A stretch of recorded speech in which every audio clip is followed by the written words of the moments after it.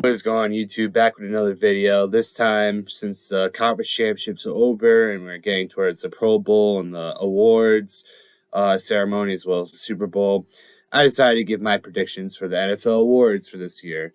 Obviously, I'm going to go through all these awards mentioned, and I have a little Word document where I'm just going to keep track of all my predictions, and then hopefully I'll remember to reflect on these in the future. But so we start off with the MVP. You got Patrick Mahomes, Josh Allen, Joe Burrow, Jalen Hurts, and Justin Jefferson. This was pretty clear cut and dry, honestly. Patrick Mahomes is by far definitely going to be the winner of the MVP this year. The only other guy on here that was close was Jalen Hurts, and unfortunately with his injury towards the end of the season, he doesn't have the same stats as Patrick Mahomes either. And I just feel like as much as everybody, is sick of Mahomes, sick of the Chiefs, they're here to stay. They're going to be that next great franchise, that franchise dynasty, really. They got their one already early on. And as long as Andy Reid's coaching, Patrick Mahomes will thrive as a Chief, and he will be the closest thing to Brady. But Brady's just a GOAT. That down my mind. But that's neither here nor there. Patrick Mahomes will be your MVP. Without a doubt. Again, the only other guy that came close to Hurts. Now the next award is the Offensive Player of the Year. Since Mahomes already won MVP, and honestly, while his stats were amazing, they're going to give it to Justin Jefferson. I firmly believe that because, while Patrick Mahomes in his own right deserves the award as well, Justin Jefferson was just totally different this year. Like, he came close to being Calvin Johnson's receiving yards record and still came short even with the extra game. And that was only because he was just, towards the end of the season, teams are just had enough of Justin Jefferson and just double-teamed him, triple-teamed him, tried everything they could to scheme specifically for Kirk Cousins to win without Justin Jefferson. And it obviously proved that, it didn't work. The Vikings did not make it to the Super Bowl. They didn't. They were good. They made it to the playoffs, but Kirk Cousins is Kirk Cousins, and especially without Justin Jefferson giving the production that he was giving on for most of the season, Kirk Cousins turned back to a pumpkin. Simple as that. Now the next award is the Defensive Player of the Year. They're gonna give it to Nick Bosa. Nick Bosa had a tremendous year as well. He especially on that stout 49ers team, they're just, So Nick Bosa, he's definitely deserving of the Defensive Player of the Year award. You just look through his stats, and if you just simply look up Nick Bosa.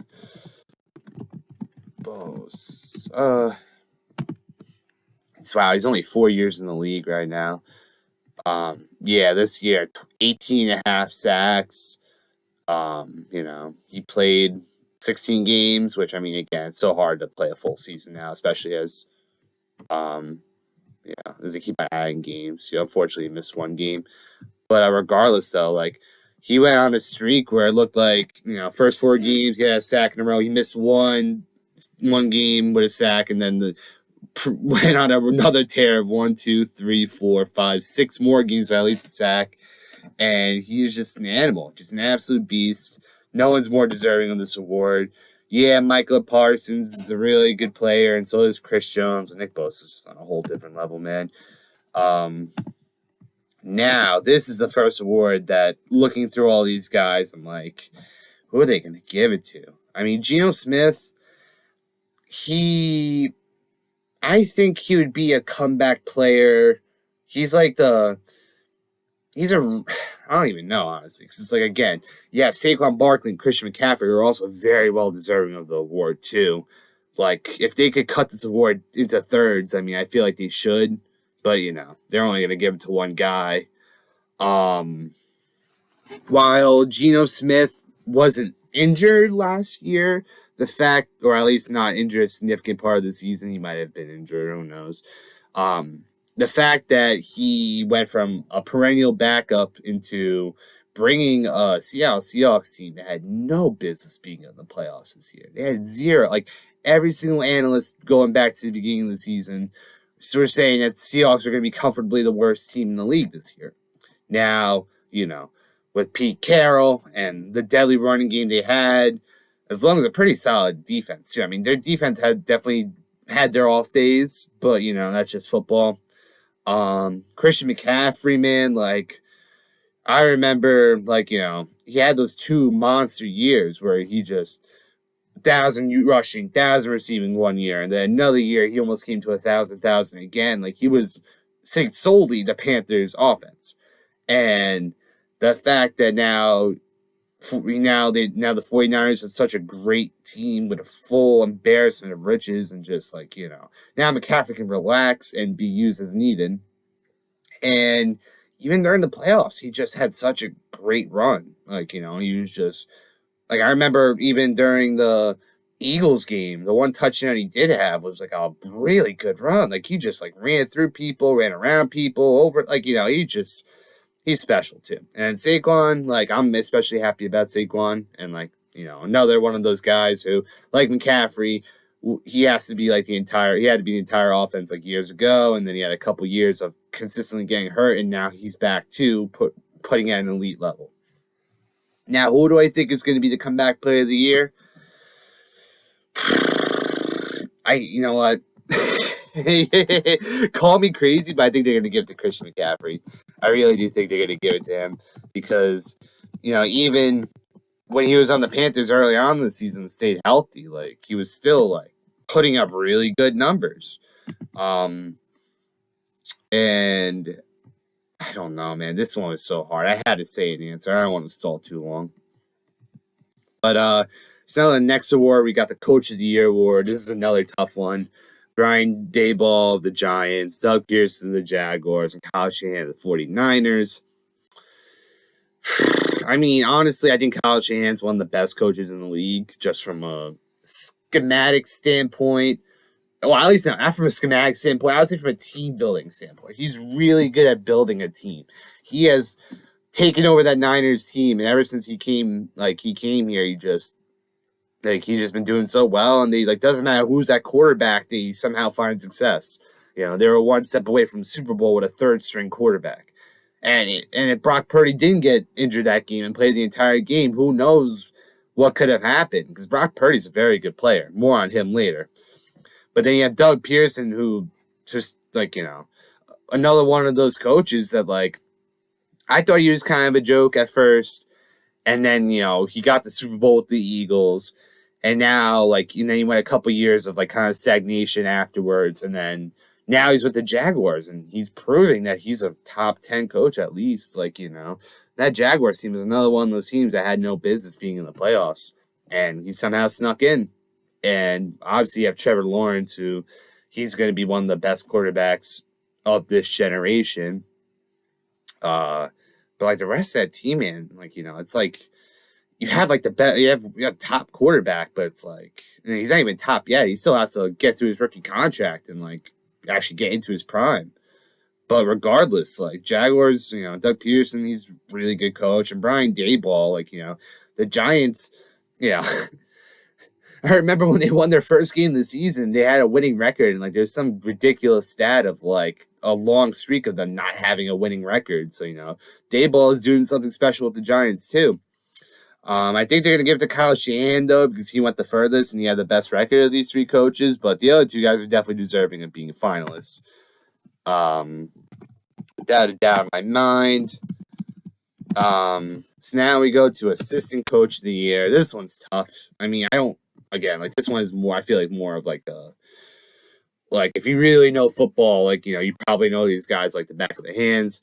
I'm going to go with the familiar name here with DeMeco Ryans because, I just feel that Niners team was so great. And now he's becoming a head coach with the Texans. So, I'll give it to DeMeco Ryans. I think you'll get it, especially with how great that Niners defense is. So now we're at the Rookie of the Years. First, you start the Offensive Rookie of the Year. Garrett Wilson, Kenneth Walker, Brock Purdy. I know I said it in first order. I don't know why I did that, but regardless, I feel Brock Purdy. The thing is that if we're gonna go by like from beginning to end, who gave the best production probably would be Garrett Wilson, ironically, because, with those first couple weeks without Zach Wilson, he was putting up really good numbers. And while Zach Wilson had a tough time getting the ball to Garrett Wilson, Garrett Wilson was still putting up really good numbers. And, he's deserving of a finalist spot. Kenneth Walker felt like came out of nowhere this year, especially when you have Rashad Penny getting hurt. And they had someone else, too, that was also taking some snaps away from Kenneth Walker. But either way, Kenneth Walker was a beast this year and definitely had a significant impact on the Seattle Seahawks offense and helped Geno Smith succeed the way he did. Because, without that running game, Geno Smith would have been absolute dog shit. Let's be honest here. Geno Smith, he's a great story, and I love that he's the starting quarterback, and I hope he keeps that Seattle Seahawks job. It's like, there's not many good quarterbacks out there, and he's, like, right at that line of, like, mediocre, I feel like, when it comes to talent. But, like, again, there's 32 teams in the league, and there's no 32 good quarterbacks in the league. So, Geno Smith definitely is deserving of a starting spot, but without Kenneth Walker, like, I don't know. That Seahawks team definitely wouldn't make the playoffs without him. And then last but not least, we have Brock Purdy. Absolute stud. Such a shame what happened to him for the last game of the season for the Niners, where now has to get Tommy John surgery and is gonna be out for a year. Especially when being Mr. Irrelevant and easily having one of the worst contracts out of all the rookies when it comes to money. Granted, he made a lot of money from incentives, which definitely will help him stay afloat for a while, of course. But, it's tough. Rookie contracts for 4 years. When you're Mr. Irrelevant, you have, one of the cheapest contracts in all of the league. Let alone rookies. So, the way that he was able to step in after both Trey Lance and Jimmy Garoppolo got hurt, it's one of those chicken or the egg situations, I feel, because, without Kyle Shanahan and that wealth, do they get as far as they do? Obviously not as well. Niners had, the second best record in the NFC this year. So, especially when Brock Purdy didn't lose a game until the conference championship. And, would have been a totally different game if you didn't get hurt, right away. So, with these picks in front of me, I just feel like they're going to give the quarterback bias. Personally, if I really wanted to say, skill-wise or just, who meant more for their team, I would say Kenneth Walker. But they're going to give it to brock Purdy, man. Brock Purdy is such a great story this year. And, and I love Purdy, too. I hope he stays in the league for a long time, too. I think he's just a really interesting guy. And last but not least, you got the Defensive Rookie of the Year. There's definitely some discourse on this. Honestly, Sauce got to get it, though. You got to give it to Sauce. He's just been another such a special player. I think it's so funny how I remember, this is before I uploaded, videos, earlier when the draft happened. Me and my friend were talking during the draft, and, when it came down to that third, fourth pick where Texans got Stingley, the Jets showed Sauce, me and my friend knew that Sauce was going to be the better player over Stingley. And the fact that Sauce became all-pro in his first year in the league is nothing short of a miracle. Well, not miracle, but it's you're on the Jets. The Jets were a last place team in their division. Granted, the division was really good, and that defense was really good also. Mostly I would blame it on the offense for how bad they were. But regardless, though, Sauce is he's gonna be their next Darrelle Revis. I firmly believe that, and I'm not disrespecting Darrelle Revis either. Because Darrelle Revis is such a special player. Special place in my heart considering he won a Super Bowl with the Patriots. But, he was only there for 1 year, so I could care less. But regardless, though, Sauce is that second coming, I feel, because he's I feel like he has more swagger than Darrelle Revis, 100%. Because Darrelle Revis, I felt from my memory, he wasn't really a guy that talked too much shit. But, Sauce is going to be a fun player to watch, and I think he's going to be very, very good in the future. He's already an all-pro, so again, the ceiling, the floor is already so high. barring terrible injuries, like, I think Sauce is going to be perennial All-Pro, Pro Bowl, whatever award. He'll get a DPOY one year. Without a doubt, you'll maybe get at least one DPOY in his career, market. But, yeah. Regardless, though, here's all my picks. And tell me what you think of the comments below. Where do you agree? Where do you disagree? And I do read your comments. Not like I get many comments, but any feedback would be appreciated. And I'll see you in the next video. Yep.